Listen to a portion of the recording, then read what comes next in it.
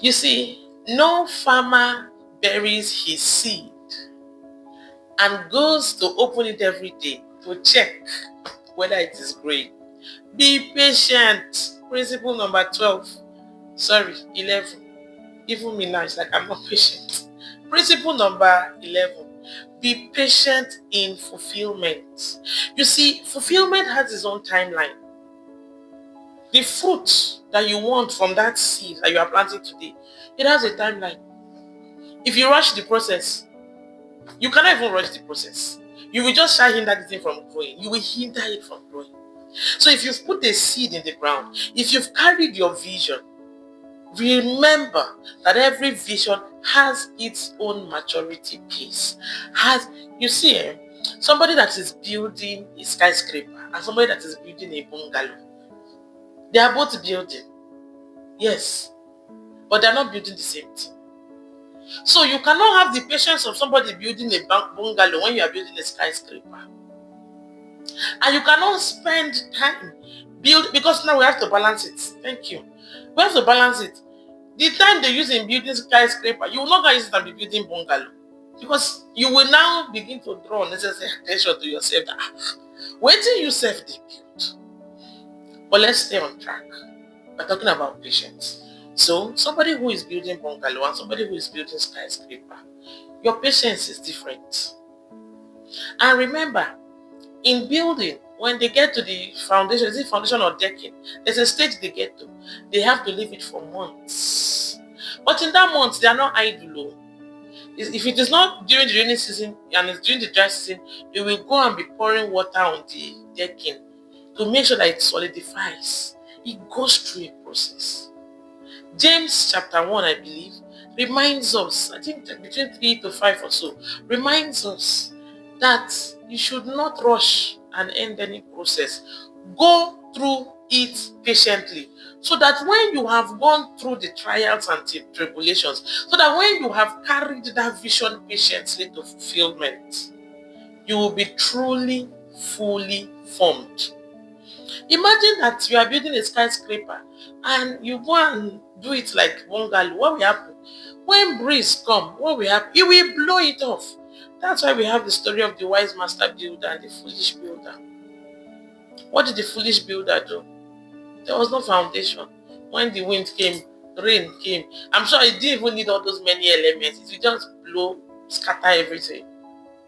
So you must be patient. When you are trying to force an outcome prematurely, what happens?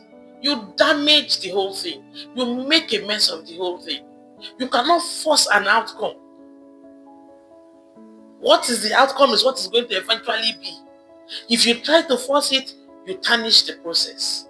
You dent the process. You spoil it. And so, what is patience required of us in that season? In the season of patience, you are also preparing. So while you are waiting, while you are fueling that vision to keep going, you are patiently going with it. So, if you've watched previous episode, you remember that I gave the example of perhaps I want to be the biggest supplier of chandelier, right? That is a very grand vision. What would patience mean for me in my early days of beginning when I'm working as boy in my August shop? Do you see what I'm saying now?